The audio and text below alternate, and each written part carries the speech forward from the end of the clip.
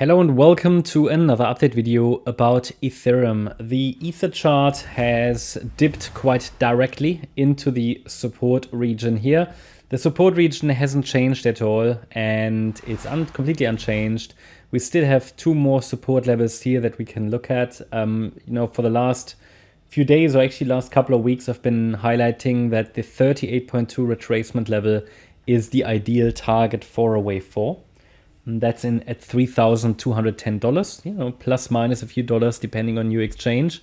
But let's just say roughly $3,200, and exactly that level was tested today. And you can see that it holds some relevance because the price is sort of dancing on it. However, obviously there is no real buy reaction yet. Okay, so and the direct move into the support region doesn't really give me a warm feeling about a successful test of this support region. It's still quite, it's not quite clear if a low has formed already. At the moment, absolutely not evident. So it might very well be that we trend down a little lower in this current wave 4 correction. But it shouldn't be a surprise that it was a wave 4 as a sharp correction, because the decline is quite sharp, much sharper than what Bitcoin is doing at the moment, and much more direct. But why shouldn't it be a surprise? Because the wave 2 was a sideways correction. So there's a guideline of alternation that's, if you're familiar with Elliott Wave, you know about it. If a wave 2 is a sideways correction, the wave 4 should be sharp.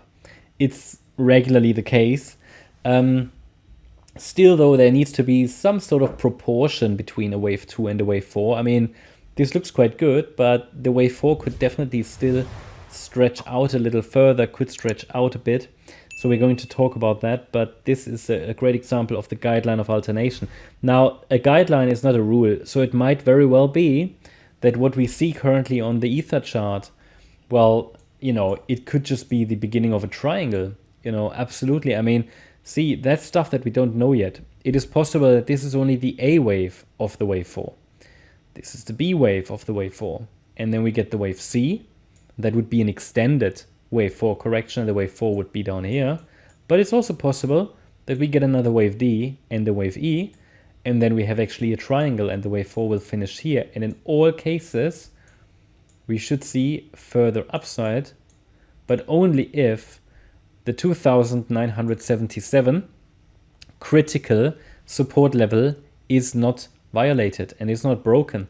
That level needs to hold because this is the 50% retracement level, and it is so critical because there isn't really a wave 4 that should break below the 50% fib level. So wave 4s should typically hold that level.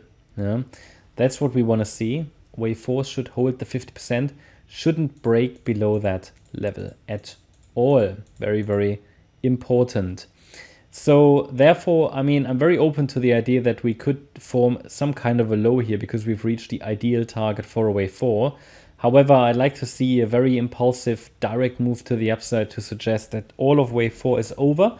Until then, I definitely keep the door open for a wider wave 4 flat correction, because a wave 4 has the tendency to extend, to produce fake outs. So there will be, if it rallies from here, people might think, oh, we're already breaking out, and then it just comes down again. And then this is just an A wave in yellow, a high B wave, which would be here, and then a C wave down. And the wave 4, we can still hold the support area then, but it would simply be a sideways correction. So again, that's what I mean. The guideline of alternation is not a rule. So it was sharp now, but maybe it's turning into a large sideways correction. If we, however, extend this correction, then the price really should form a very, very healthy and strong B wave, because if not, then it could be that the C wave breaks below the support region. And if that is the case, then the Ether price will lose its impulsive potential, because only in an impulse, the wave 4 holds the 50% fib level. In, for example, some kind of a diagonal pattern or something more bearish, the 50% fib level would break, and I would have to call it a failure at 3 waves. So after the third wave, which was the top of last week, the structure fails. It can always turn into a diagonal or something exotic, but the most straightforward pathway to all-time highs would be as an impulse, which is what Ether is likely doing. just need to highlight to you what would happen if, you know. So yeah, I think all the levels are pretty much clear. I keep you updated. I'd like to see some kind of a reaction to this region. So far, yeah, there has been a reaction, but nothing impressive yet. So Ether still has to impress. In fact, that move up doesn't really give me a very convincing feeling that we're already going up. So it might be that we form one more low and might test 2,977. We'll see. It's a sustained break below that level that we need to avoid in order to keep Ethereum's impulsive potential alive.